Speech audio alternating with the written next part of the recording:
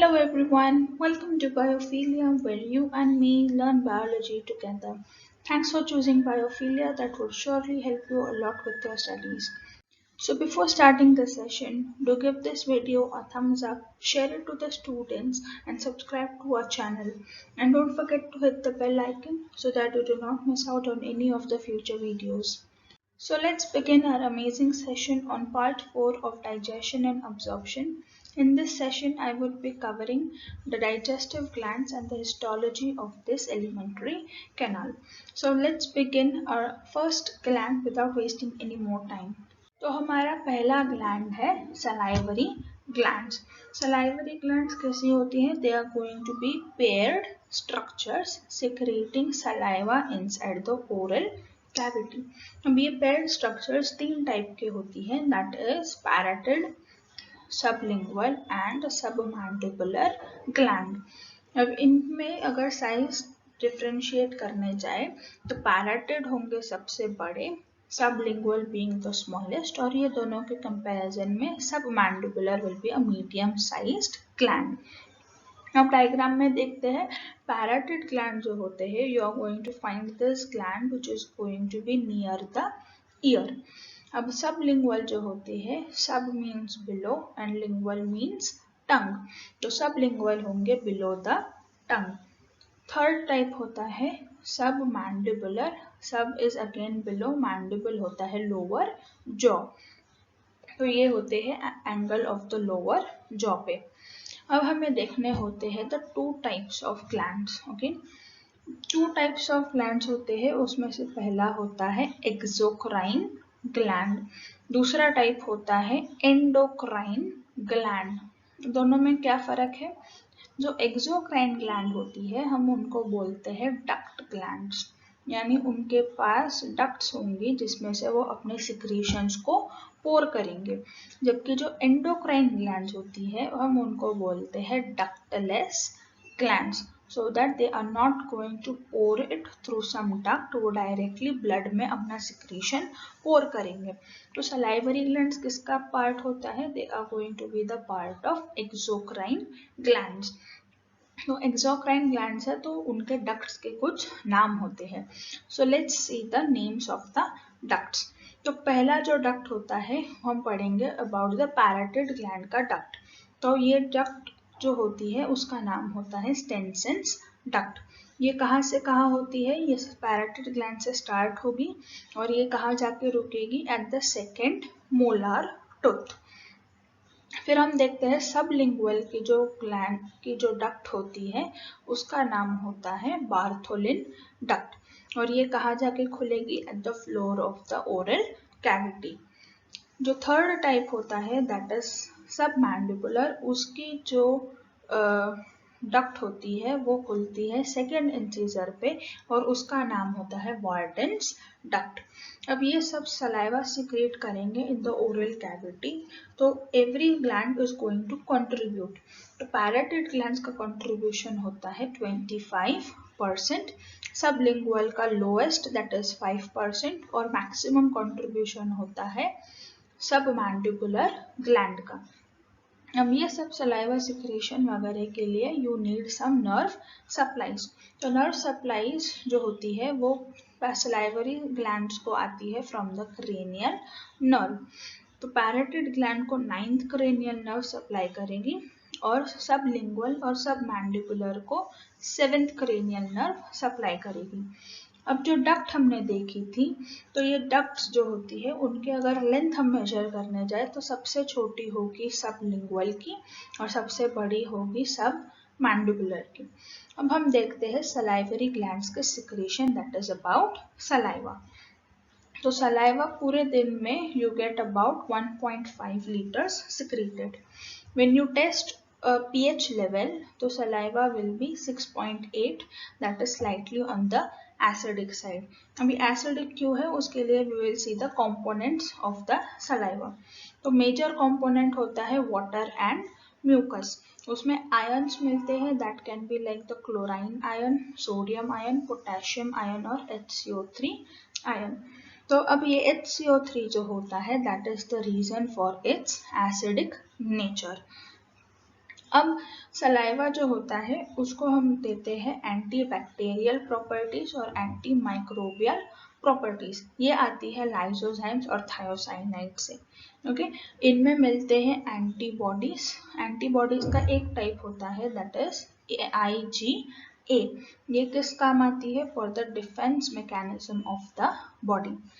Sometimes you can find urea or uric acid के traces inside the saliva as well. अब ये सब जो हमने देखा था that was very common.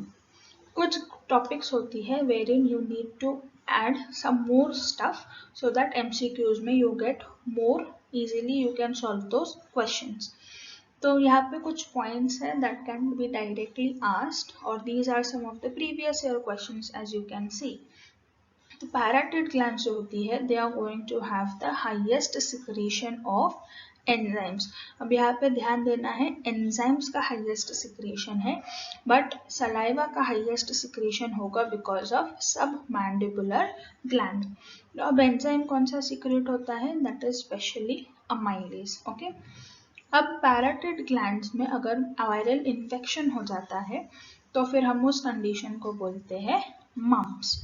अब जो हमने सलाइवरी अमाइलेज देखा था जो पैराटाइड ग्लैंड से आ रहा था उसको एक्टिवेट करने के लिए you are going to need chlorine ion. अब ये सब तो हो गया सलाइवा सिक्रेट करना है, पर इसको जो नर्व्स कनेक्शंस आती है तो सिक्रेशन ऑफ सलाइवा के लिए आती है पैरासिम्पैथेटिक स्टिमुलस।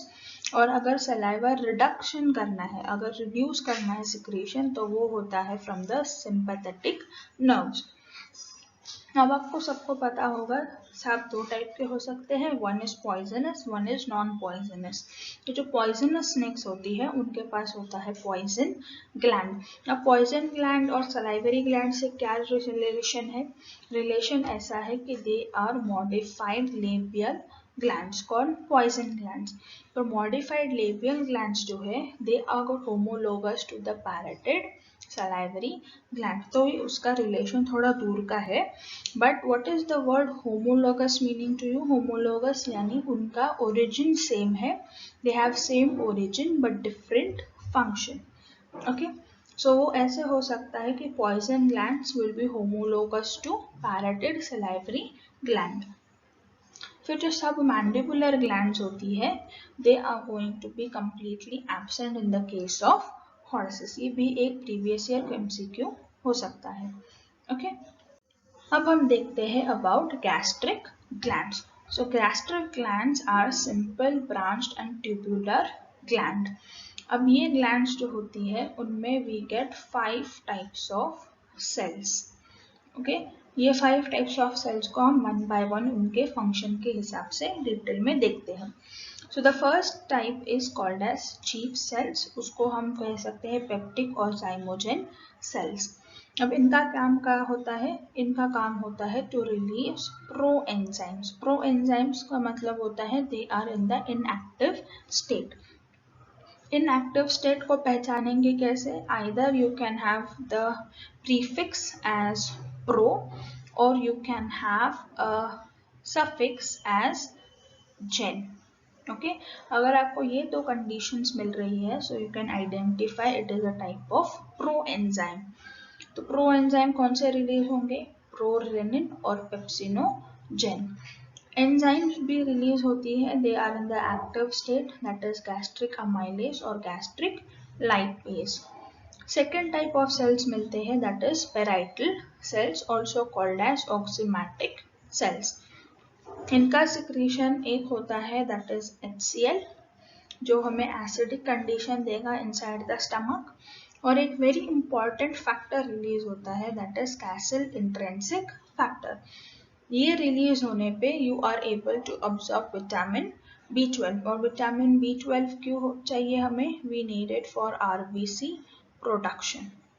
ओके, तो जब विटामिन B12 ऑब्जॉर्ब होगा तो RBC प्रोडक्शन हो सकेगा। थर्ड टाइप ऑफ सेल्स होती है दैट इज म्यूकस और द गॉबलेट सेल्स। अब ये होता है for the protection of the epithelium of mucosa of the stomach. तो स्टमक की जो लाइनिंग होती है वो HCl से कोरोड ना हो जाए, डैमेज ना हो जाए, उसकी वजह से ये म्यूकस सेल्स म्यूकस सिक्रेट करेंगे।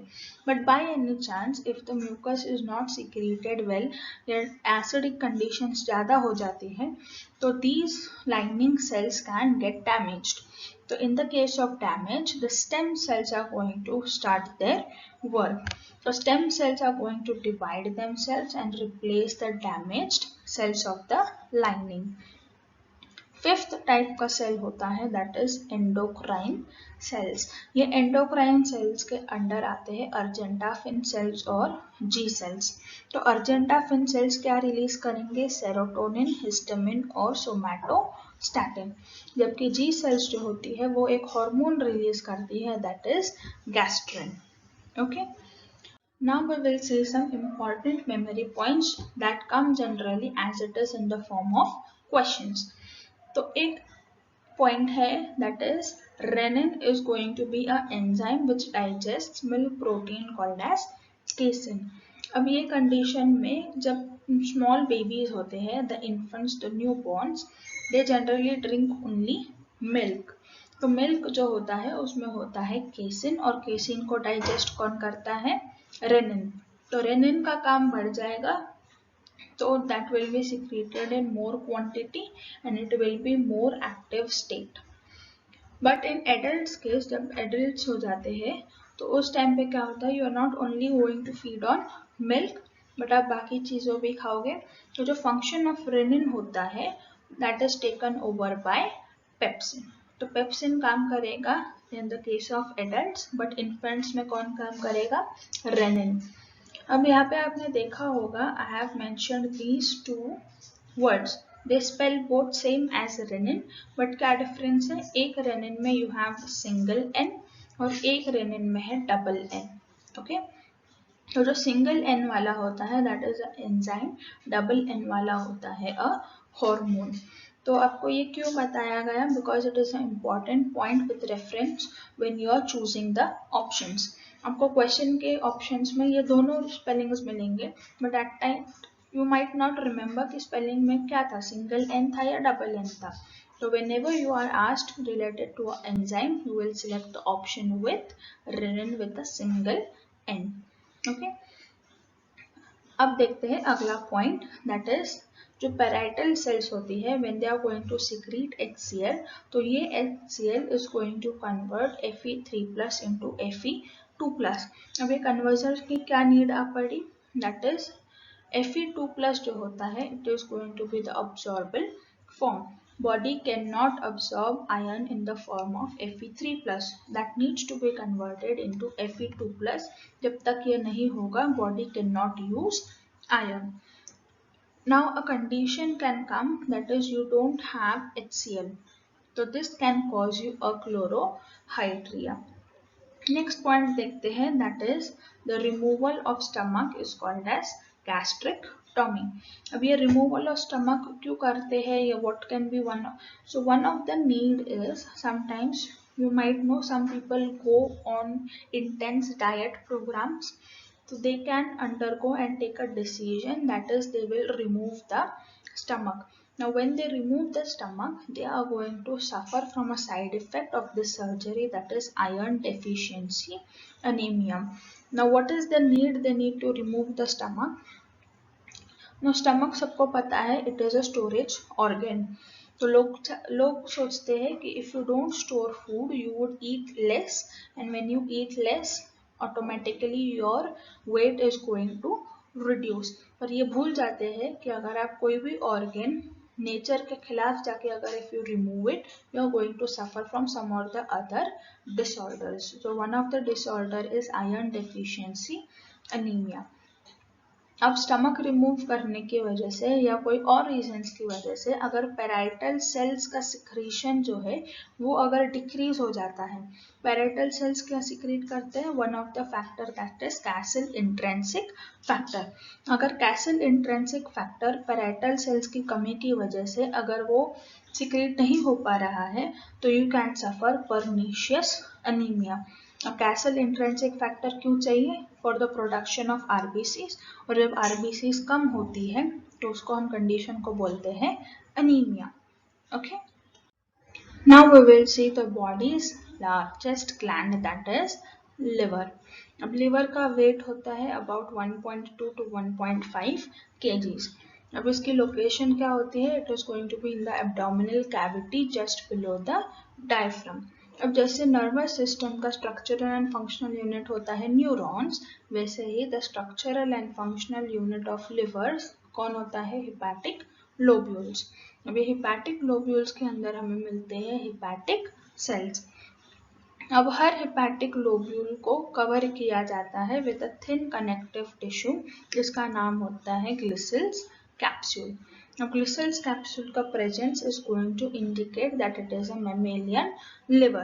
अब mammalian liver के अंदर हमें मिलते हैं कोफर cells. और कोफर cells क्या होते हैं? They are going to be phagocytic cells. That means they will be eating worn out RBCs, WBCs and bacteria. तो ये था liver के बारे में that you had to know. Now we will see the functions of liver. In the functions of liver, major function होता है that is bile production and its secretion.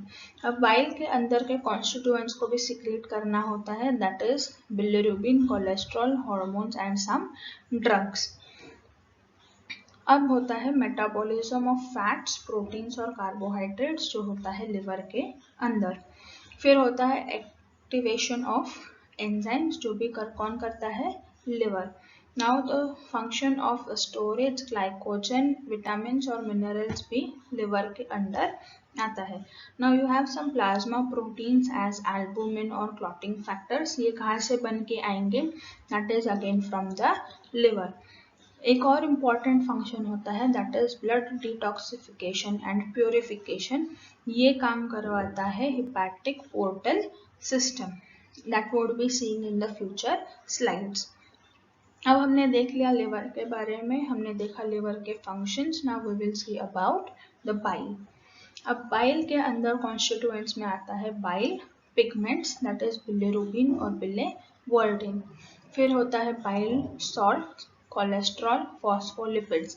A very important striking point कि bile के अंदर enzymes नहीं मिलेंगे. अब bile के क्या फंक्शंस होते हैं? फर्स्ट फंक्शन होता है इम्यूल्सिफिकेशन ऑफ फैट. फिर आता है एक्टिवेशन ऑफ अमाइलेज जो एक एंजाइम है. फिर आता है reduction of the surface tension of larger fat droplets. तो जो बड़े बड़े फैट ड्रॉपलेट्स होते हैं that will be converted into smaller droplets, जिसकी वजह से सरफेस टेंशन कम हो जाएगा और सरफेस एरिया जो होता है वो बढ़ जाएगा. तो जब सरफेस एरिया बढ़ जाएगा तो फिर जो लाइपेज होता है जो फैट्स को ब्रेक डाउन करेगा उसका एक्टिवेशन और उसका जो एरिया होता है टू एक्ट इट्स फंक्शन वो बढ़ जाएगा. फिर एक लास्ट फंक्शन होता है that is to provide colour to faeces. Now have you ever wondered or not, I don't know, but let me tell you कि जब एक इन्फेंट होता है तो that infant only drinks white coloured milk. But have you seen the feces of an infant? That is going to be a colored feces.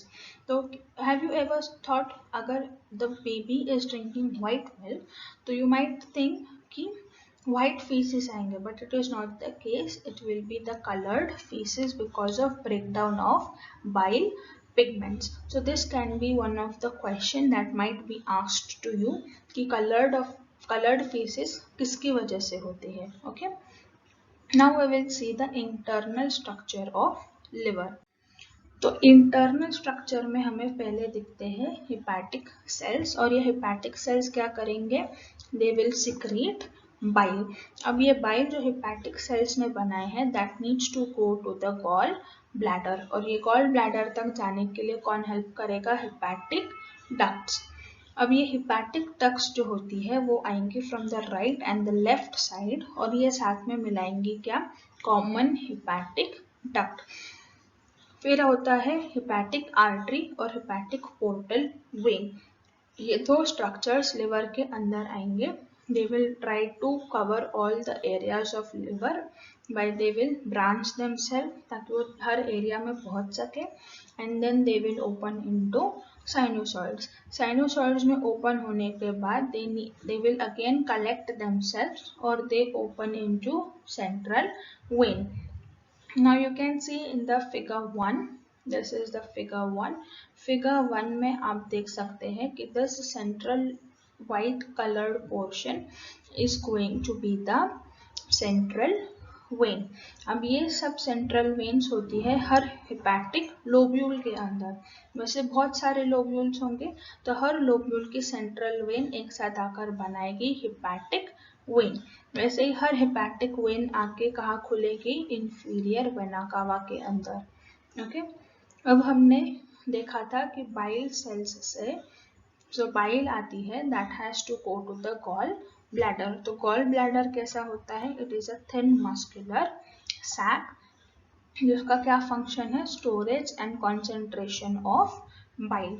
अब gall bladder के पास एक डक्ट होती है दैट इज सिस्टिक डक्ट. अब ये cystic duct और common hepatic duct बना के मिलके बनाती है कॉमन बाइल डक्ट. अब बाइल डक्ट नीचे उतरती है and it means pancreatic duct. तो जब बाइल डक्ट और पैनक्रियाटिक डक्ट साथ में ओपन होगी that forms common hepato pancreatic duct. और ये कहाँ खुलेगी common hepato pancreatic duct, it will open into the duodenum और एंट्री पे हमेशा होता है एक स्प्लिंटर. तो यहाँ पे होगा स्प्लिंटर ऑफ ओडी. अब आप ये डायग्राम में देख सकते हैं दैट इज फिगर नंबर 2. तो फिगर 2 में I have tried to give colour codes and ये कलर कोड्स के मार्किंग पे आई हैव डेमोन्स्ट्रेटेड कि हर जो डक्ट आती है वो कहाँ पे किससे मिलती है and what the structure is called further. So I hope this figure gives you a clear idea कि जो मैंने यहाँ पे पॉइंट्स में डिस्कस किया था. Now let's move on to the next slide. ये स्लाइड में we are going to see about the hepatic portal system. Hepatic portal system का मेजर फंक्शन है detoxification and purification of blood. अब ये कैसे होगा, we will see with the help of the figure 1. okay, तो figure 1 में हम देख पा रहे हैं कि there is a aorta. ये aorta क्या करेगी, aorta is going to supply the oxygenated blood to the stomach. It will secrete they will send oxygenated blood to intestine and the large intestine. ये सबको oxygenated blood दिया, इसके साथ साथ ये oxygenated blood देगी liver के पास भी. अब ऑक्सीजनेटेड ब्लड तो यूज हो गया, तो डीऑक्सीजनेटेड ब्लड जो है that is coming from the stomach, intestine and the large intestine. अब ये कहाँ जाना चाहिए generally, it has to go to the inferior vena cava के पास जाना चाहिए, बट ये ऐसा नहीं होता है. Instead of going directly to the inferior vena cava, ये कहाँ जाएंगे, they will go to the liver. अब लिवर के पास किसकी दो एंट्री है, एक ऑक्सीजनेटेड ब्लड की एंट्री है that is the hepatic artery और यहाँ से आ रहा है पोर्टल वेन. अब पोर्टल वेन डाइजेस्टिव ट्रैक्ट से आ रहा है that is it is going to have deoxygenated blood and rich with nutrients. तो ये सब पहुंचे लिवर के पास. अब लिवर करेगा डिटॉक्सिफिकेशन ऑफ ब्लड, यानी अगर आपने कोई भी टॉक्सिक सब्सटेंस इनटेक कर लिया है, so before going and circulated in all over your body, ये सबसे पहले जाएगा लिवर के पास, वहाँ पर डिटॉक्सिफाई होगा और फिर ये निकलेगा हेपेटिक वेन्स से और ये हेपेटिक वेन्स जाके मिलेंगे इनसाइड द इंफीरियर वेना कावा, ताकि अगर कोई भी टॉक्सिक सब्सटेंस है that stays localised to liver और वो पूरे बॉडी में फैल नहीं पाएगा. So this was the function of hepatic portal system. अब हम देखेंगे the next gland that is pancreas.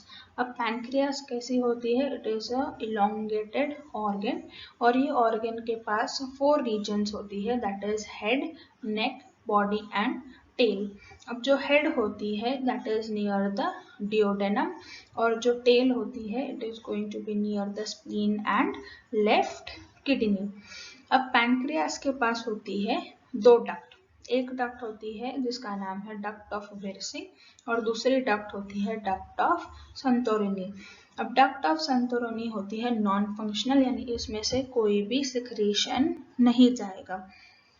It can be absent or may be present in some humans, but इनका presence या absence से कोई फर्क नहीं पड़ता है। अब एक पॉइंट आता है पैनक्रियास इज अ कंपाउंड और अ मिक्स्ड ग्लैंड। इसका क्या मीनिंग होता है?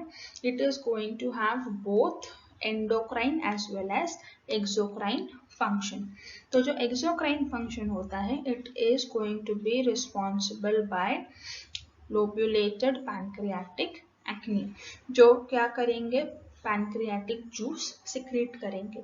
अब जो एंडोक्राइन फंक्शन होता है that is because of islets of Langerhans. इनमें होते हैं 4 types of cells. First is the alpha cells, जो क्या करेंगे, ग्लूकागॉन सिक्रेट करेंगे। और ग्लूकागॉन का क्या फंक्शन है, डायबिटोजेनिक एक्शन। डायबिटोजेनिक है मतलब it is going to increase the blood sugar level. Second type of cells होते हैं बीटा सेल्स, जो होते हैं opposite of alpha cells. That is beta cells secrete करते हैं इंसुलिन, और इंसुलिन का काम है to reduce blood sugar level. और अगर इंसुलिन की कमी हो जाती है, if there is deficiency of insulin secretion, तो you suffer a disease that is called as diabetes mellitus. Third type of cells होते हैं दैट इज गैमा सेल्स, और गैमा सेल्स को रखा है as a protector to inhibit the alpha and beta cells. Fourth type of cells मिलते हैं that is PP sales, और जैसे गैमा सेल्स जो होते हैं they are inhibiting alpha and beta cells of the endocrine system. PP cells जो होती है वो नजर रखेंगे on the exocrine part of the pancreas. Okay, अब हम देखेंगे पैनक्रियाटिक जूस के बारे में। अब पैनक्रियाटिक जूस का पीएच होता है 8.4, that is a basic condition. Pancreatic juice कितना रिलीज होगा, that is about 500 to 800 ml। Pancreatic juice के कंपोनेंट्स में आता है first the major that is Na2CO3। अब Na2CO3 का क्या फंक्शन है, to neutralise HCl। Now this HCl which is coming from the stomach that is an acidic food। अब ये acidic food को न्यूट्रलाइज करना है and then change it to basic condition, ताकि जो एंजाइम्स और प्रो एंजाइम्स होते हैं they need to work in basic condition. तो उसके लिए you need Na2CO3 which is going to come from the pancreatic juice।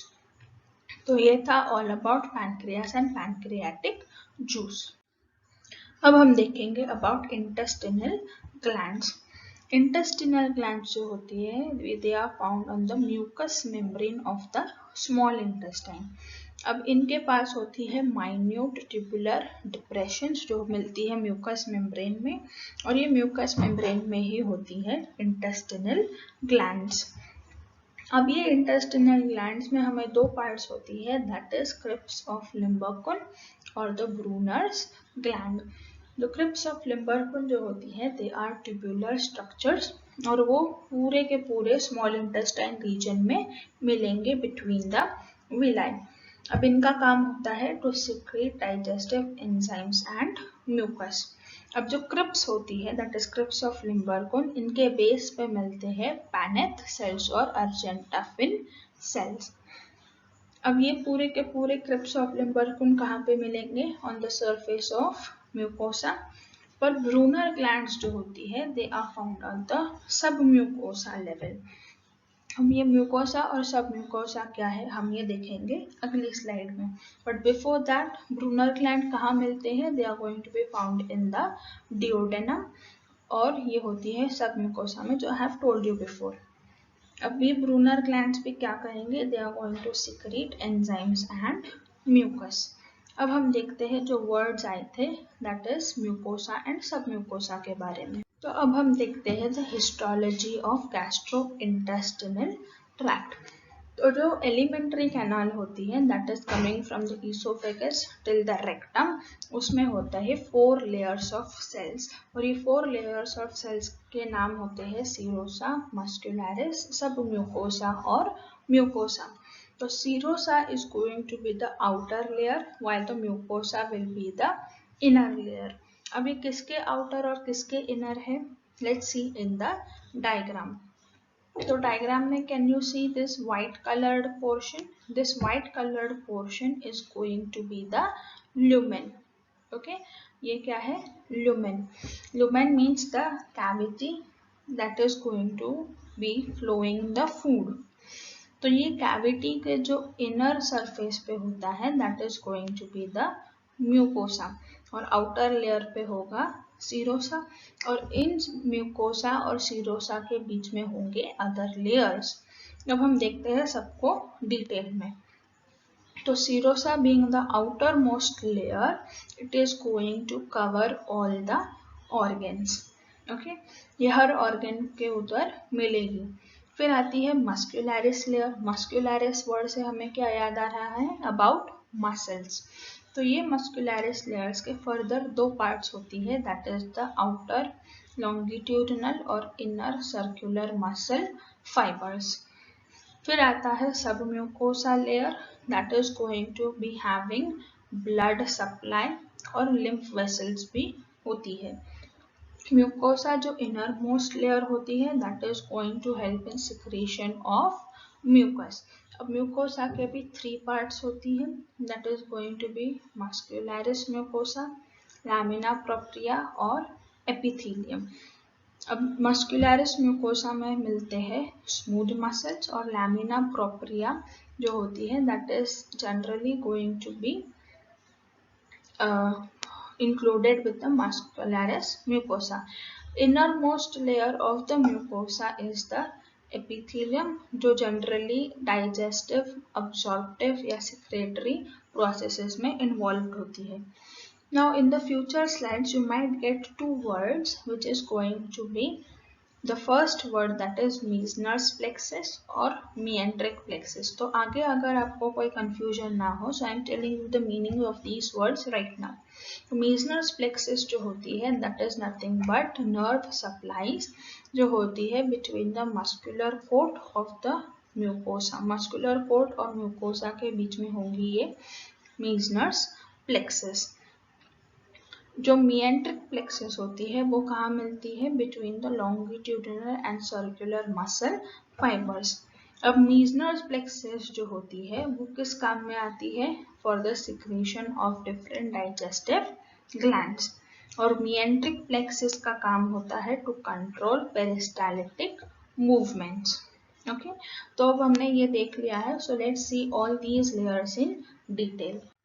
तो डिटेल्स ऐसी है कि व्हेन यू हैव सीरोसा तो ये सीरोसा जो होता है वो स्टमक, स्मॉल इंटेस्टाइन और लार्ज इंटेस्टाइन में completely present होता है but in the case of oesophagus that is going to be absent.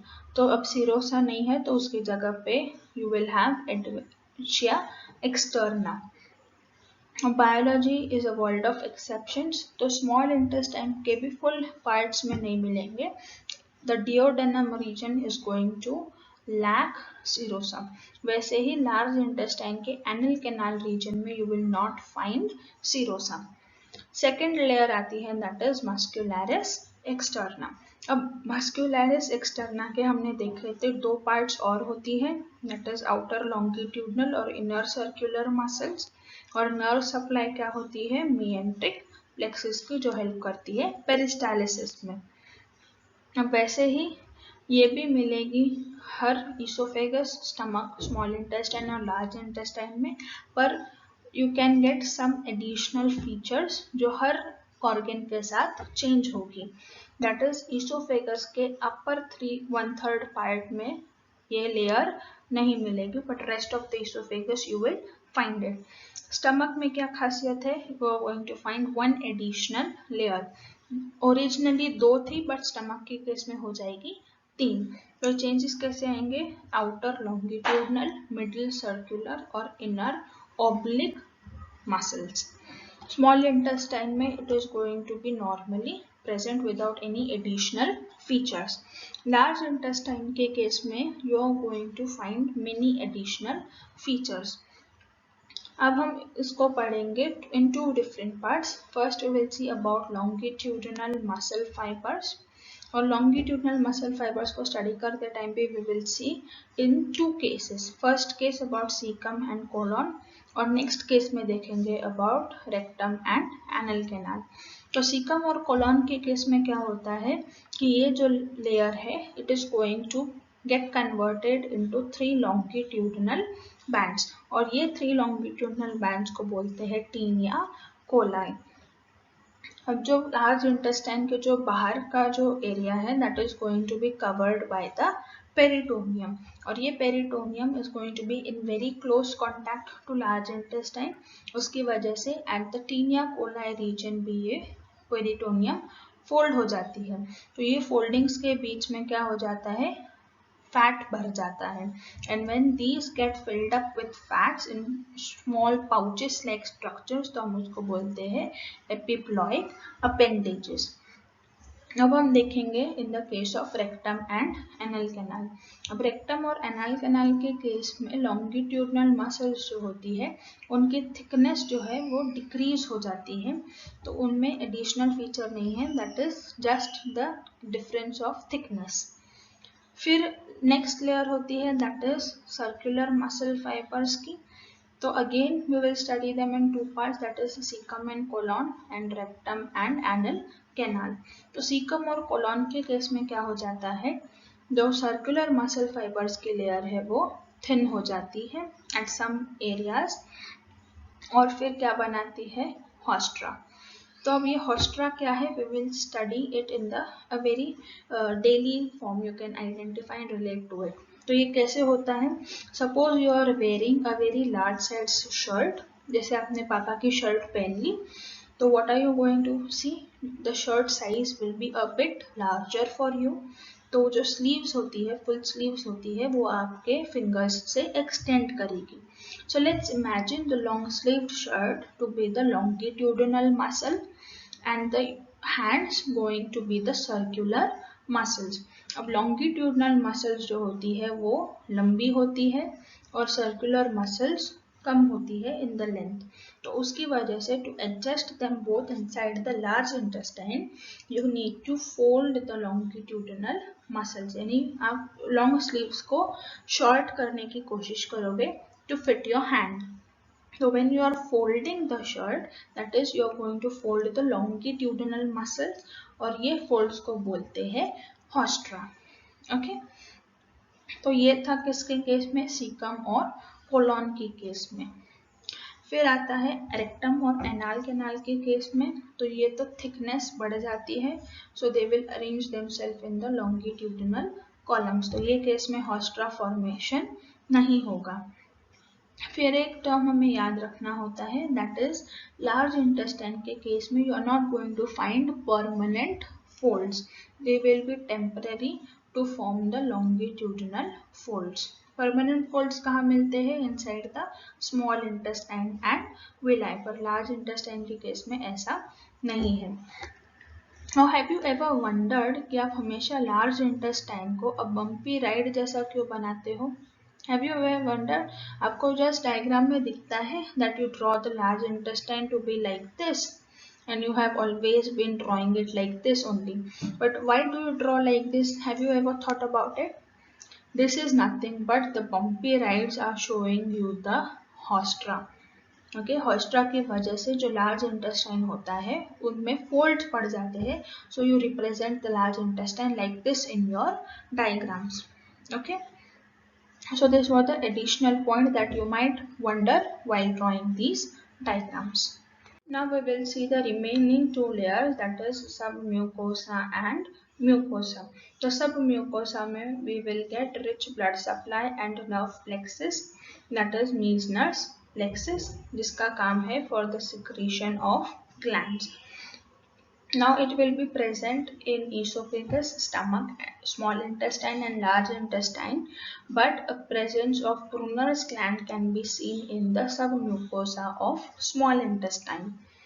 Seeing about mucosa, mucosa के जो layer है you can divide it into 3 sub layers that is muscularis, lamina propria and mucus membrane. The mucous membrane has a tendency to get modified as per the needs of the area जहाँ पे वो present है. So it can be modified to provide mucus, to provide protection, and also provide the absorption and secretion function. तो esophagus के case में it will be providing mucus secreting glands. Stomach की case में the mucous membrane is going to create a pit, and this pit is going to form the gastric pit and later forming the gastric glands. Now, the mucous membrane in the case of small intestine is going to form permanent folds called as fold of Kerkin or plica circularis. Now, this entire fold is going to be stuffed with lamina propria, which is going to be present over the mucous membrane. अब ये जो villi होती है that is found in the small intestine, उनमें मिलते हैं arteriole, ventriole and lacteals. So at the base of the villi there are small depressions जिनमें मिलते हैं intestinal glands. Okay, intestinal glands के ऊपर होती है villi और ये villi पे we will get microvilli. So due to the presence of microvilli you can get a appearance of brush bordered epithelium. Okay, so this was all about the details of histology of the complete alimentary canal. So completing here the 70% of the chapter, remaining 30% would be covered in next two videos. Till then you have to stay connected to this channel. I'll come back with one more amazing session. Till then, you have to like the video, subscribe to the channel, hit the bell icon so that you can meet me in the next video. Till then, keep studying, keep smiling, stay safe, stay happy. Thank you.